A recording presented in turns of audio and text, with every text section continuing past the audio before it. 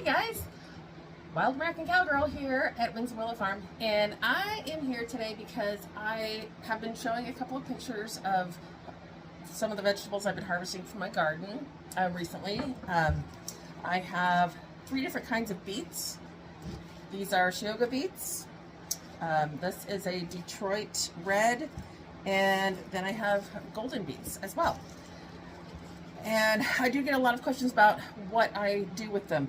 Well, today I harvested also some carrots because it's getting really hot here, and even though they're like still tiny, these are probably going to, just with the increased heat, they're going to start doing what's called bolting, which is basically they're going to start sending up flowers and going to seed. And then the carrots themselves won't be very tasty at that point. They lose their sugar and not very yummy.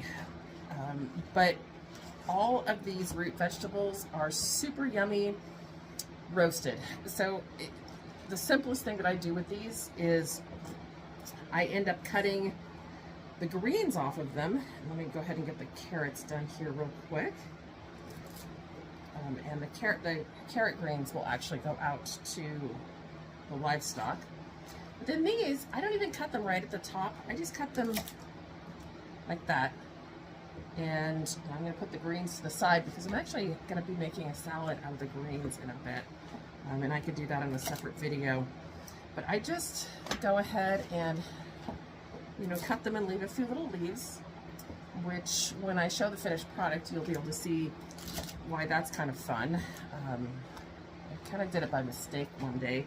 I was just kind of doing things quickly, and after I got done roasting them and tasted them, it was really good. Anyway, so I just go ahead and finish cutting off the leaves. And this, what I'm making here is probably going to be enough for 2 people. But with everything I do here on the farm, and also the fact that I went quite a few months without having any fresh leafy green veggies at my disposal, I'm actually really trying to eat a lot of this type of food. Now I will chop off the little root just for aesthetic purposes. You really don't need to. I feel sometimes though that the little granules of dirt sometimes will catch in there, even though I've washed everything thoroughly. Those might still be in there. So there we go. This is tonight's, and I'm not going to cut them off the carrots. But those will all go to the pigs or the rabbits or something. So this is it. That's it. And what I do now is I take a baking pan, line it with parchment, and this is just, whatever parchment you can get a hold of. I've purchased from Walmart, I've purchased from Costco, and I find it, either one is good. So just put those on your parchment on the baking pan, drizzle with some good old olive oil, or today I'm actually using an avocado oil because that happens to be what I have. And then I use pink salt, Redmond real salt, and then sprinkle that liberally, as you can see. And then I'm going to put this in the oven. And I will probably roast this for about 25 or 30 minutes, and then I'll show you the end product when it's done. Okay, so now I'm going to use the greens that I cut off of the beets. I'm not going to use the ones for the carrots. I know some people do. I don't. So I like to make this kind of like a type of I guess a coleslaw, sort of a vinaigrette dish. And I just take these greens, but they're kind of a cruciferous green, which means they're a little bit hardy, kind of like a spinach or a kale. And so they're, you can actually saute these in olive oil, which I do that a lot actually. I will do that, throw them in the pan after I cooked my eggs in the morning, and they cook up beautifully. But I don't feel like having a third cooked element to my dinner tonight. Plus I like having this salad on hand. It's super nutritious, it's really delicious, it's hearty, it just gives you a lot of the nutrients that you need, and it allows you to use the entire plant when you're dealing with, you know, having all these greens that you're going to be pulling off those beets. So I'm just going to go ahead and put them all in the bowl here. And I do use the stems. This kind of a salad, what I really like about it, the dressing, is that there's a heavy vinegar component. So I'm going to be making a vinaigrette that I've been making this vinaigrette for years. And it's super popular. You know, when I make this, I do get a lot of people asking me for my recipe. Hey guys, I'm going to make the dressing that I was telling you about, my vinaigrette that's going to go on my beet green salad. And this is like one of the easiest things to make. I never measure anything, so when I do the recipe, I'm going to actually have to maybe think about how much I'm putting in of something. But I'm going to start off with throwing in, I would say, maybe, I don't know, half a cup of balsamic vinegar. And then I'm also going to add a splash or two of apple cider vinegar, because I find that apple cider vinegar is a super duper healthy thing for you to be consuming on a regular basis, so I do use it a lot. And before I put the oil in, I'm going to want to put the salt in. So I actually, for this dressing, I'm probably, I don't know, I'm going to use like half a teaspoon of salt. We're going to swirl that around and help it dissolve a little bit. And then I'm also going to add a touch of pure maple syrup. Now you can use regular sugar. You can, I've used the remnants of jam in a jar that's like down at the bottom. That actually is really good. You can even use monk fruit sweetener. I've used that as well if you'd like to avoid the extra carbs from a sweetener. So anyway, that's what I start with. And then once I get the vinegars in there, I'm going to add my garlic and my fresh herbs, because I really want those to be very pulverized. And I find that if I do that after I've added the oil and the fats, they don't really work to pulverize. The mixer doesn't pulverize them quite as well as I'd like them to. I do cut off the little tiny stem area and any dried areas. That helps to prevent bitterness from the garlic. And just kind of cut it in a few pieces. Drop that in there. Like, why are you doing it in a jar? You know, is this gonna blend together somehow? Yes it is actually.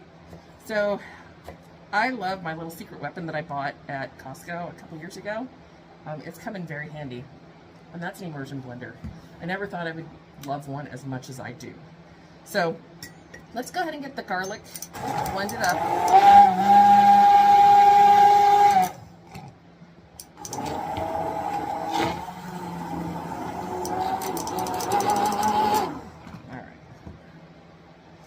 Probably have a couple little tiny chunks left, but that's all right. We're going to go ahead, you can actually just leave that sitting there. I'm going to go ahead and add the other herbs in here. I've got from my herb garden, I've got fresh oregano. I have fresh thyme, and this is actually a lemon thyme, so it has a little bit of a fresher, brighter flavor, which I really like. And just so that, you know, too, adding fresh herbs is really a great way to enhance the nutrition value of your cooking. And really, it's the wellness value. Oregano and thyme do have antimicrobial properties to them because of the oils that they contain. So when you use them in your cooking, especially when you use them in something like this where they're going to be combined with garlic, this has really great benefits for you in, you know, cold and flu season. I've actually just gotten over a tiny bit of I get allergies here. I'm getting used to living where I am for the first year, and I've noticed that I have allergies to the cottonwoods and possibly the Scotch broom. Scotch broom is no longer blooming, but the cottonwoods are, and it does help with you know, clearing out any type of infections that you might have. It just supports your body in allowing your body to heal itself. Okay, so I've got some, I didn't even realize I planted this, but I do have some Thai basil, which I love. It's got a spicier flavor than your regular basil. So I'm going to do the Thai basil, and I have regular sweet basil. I've got sage, a couple of leaves, and rosemary. I'm just going to chop all of this stuff up pretty small, you know, before it goes in there. Otherwise, it can kind of get roughed up around the blades a little bit and gum it up. But, you know, a couple rough chops there. Okay, so let's throw this in. There's a lot of it. Okay, cool. All right, then just blend.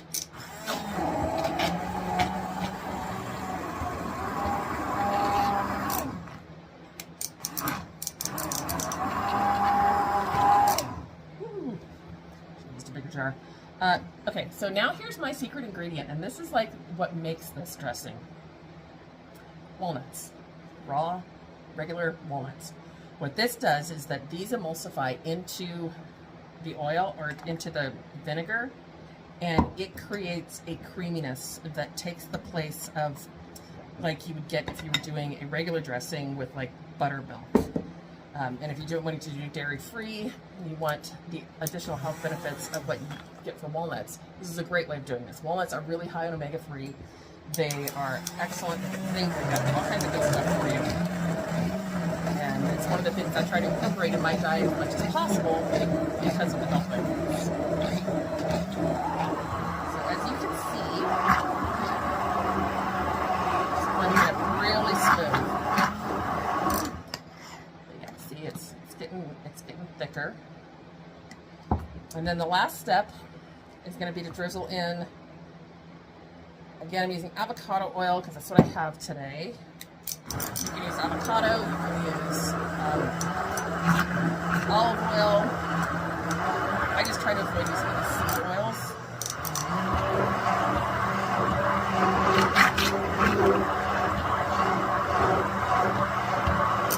Alright, so we're blended up pretty good there. And I'm going to grab a spoon and test it. Oh. You guys,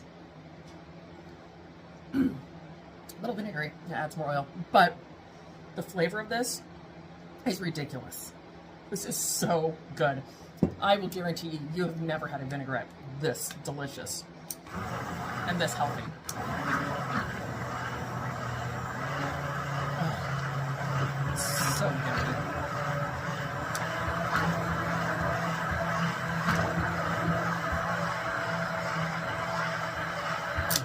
And what's interesting is that the more you blend, the thicker it gets because of the walnuts breaking down even more, and put a little bit more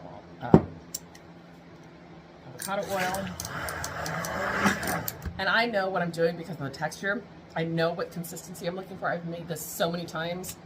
I can pretty much make it in my sleep.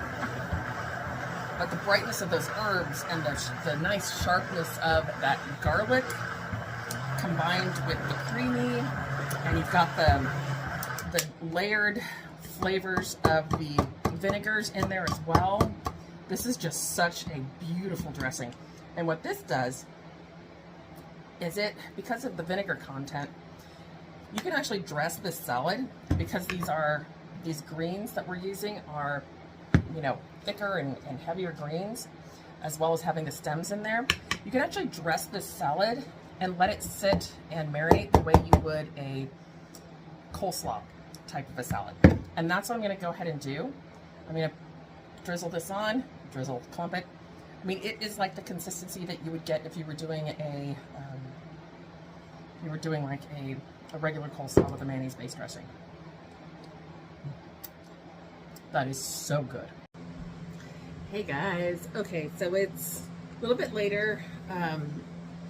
I roasted the veggies, the beets and the carrots in the oven, and I just have to show this to you because even though I've been busy doing a lot of other things right now, look at this. Oh, how I wish I had better lighting for you guys, but these roasted veggies, it's like when I said I'd leave these parts on, oh, they get crispy. They get so delicious. So yeah, so this is my dinner, and let me kind of lift it up and show y'all. There's my roasted veggies. Oh my gosh, I'm gonna have to eat a piece of carrot. There's more flavor in this teeny tiny little carrot than in any store-bought carrot. Ever. Like, ever.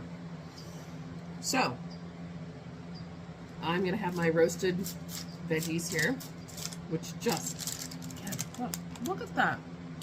Oh, all right, guys. It's time to show you one of the most beautiful salads that you may ever eat in your life. So remember the salad that I made earlier. So I did refrigerate it for a little bit. It's been marinating.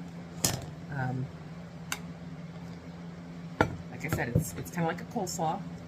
So you want it to marinate and absorb, like let the vinegar do its job and really kind of let those, all those flavors that we melded together in that dressing, like create this most beautiful depth of flavor for a dressing and to go on these greens.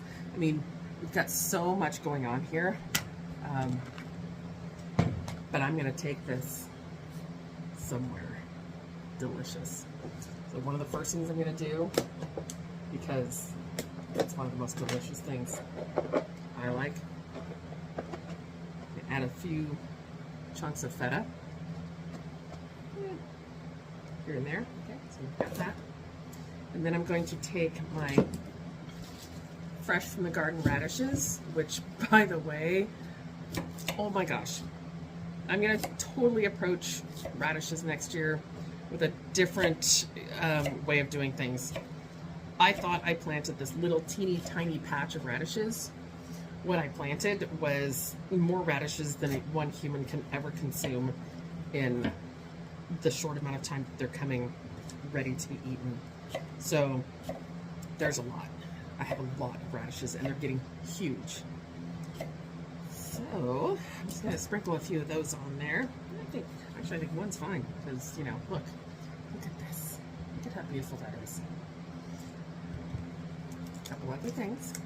I do have some organic raspberries because why not? Let's add some sweetness to it, right? A little bit of delicious. Throw a couple of those on there. I mean, I've got blackberry bushes here on the property, and when those are in season, believe me, those will be going in the salad. But here is the most fun part of this salad. I absolutely love it. I've been growing these for years, and they are one of the most delicious additions to a salad, and that's nasturtium blossoms. It's hard to see them in the pink bowl, but I will put them on a salad, and then I will show you. So nasturtiums are a very, very easy to grow plant. They grow, I direct sow them, which means I plant them directly, the seed directly into the ground every year. They are always one of the first plants to give me flowers. And I love it because I put them in my salad. And look at this! Look at this guy. Isn't that beautiful? Tell me you would not love to sit down and just dig into the most beautiful salad in the world with these stunning flowers. Look at these.